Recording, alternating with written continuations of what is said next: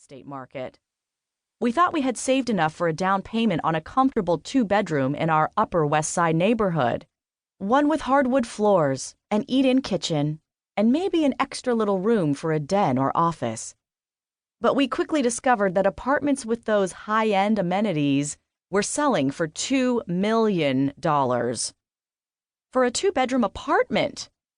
No matter how we did the math, we didn't have even close to that kind of money.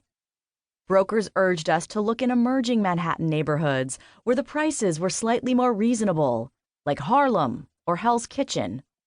But we didn't want to settle. We loved the Upper West Side and figured at some point the real estate frenzy would die down. So we agreed to make do in our small space and wait for the apartment Cupid to strike, never expecting to still be looking 2 frustrating years later while our firstborn slumbered behind the makeshift wall. And now we had baby number 2 back there to boot. Sharon freshened up our coffees while Dave had Aaron mesmerized with a demonstration of how smoothly their custom kitchen drawers glided to an automatic close. Maybe Aaron was blinded by all of that stainless. The cabinets were stainless, the dishwasher was stainless, the fridge was stainless.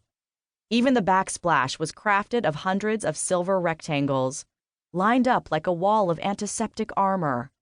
I thought kitchens were supposed to be warm and inviting. This one made me feel like I was in a haute designer morgue. I couldn't wait to leave. "I think I hear Madison," I said.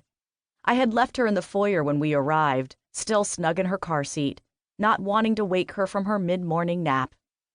As I walked over, Madison's eyes fluttered open, and she smiled her usual gummy grin. "Morning, Maddie," I whispered, and kissed her forehead. Everyone said she looked just like Aaron, with his signature cheek dimples and, so far, his hazel blue eyes, too. I wondered if they would stay. Phoebe's eyes had also started out that bluish-green hue, but by her first birthday had turned almost as dark brown as mine. "Madison's just adorable," Sharon said as I walked back into the kitchen.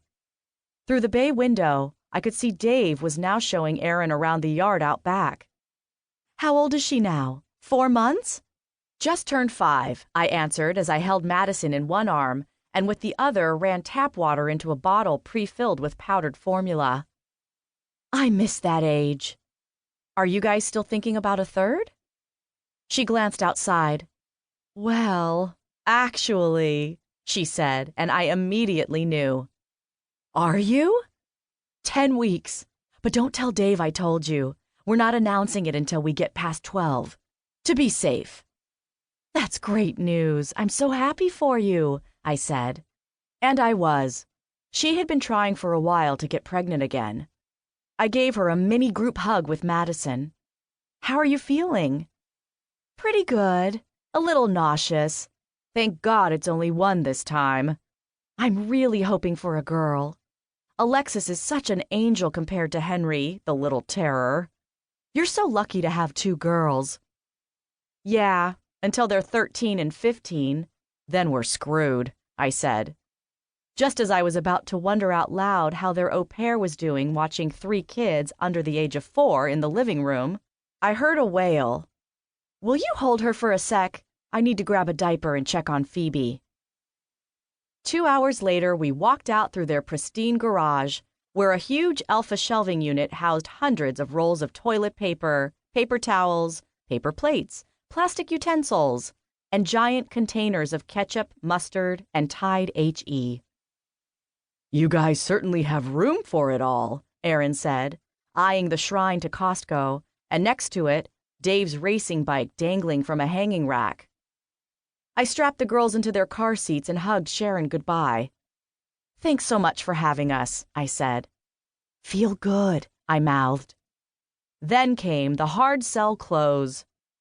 "Really, Aaron, call our builder about the house next door," Sharon said, slipping him a piece of paper. "It's best to reach him on his cell." "Please, please move where we moved," I almost heard her thinking. "We're desperate for confirmation we made the right choice." "And let's have dinner in the city soon," she added, though I doubted those plans would ever make it from the driveway to her calendar.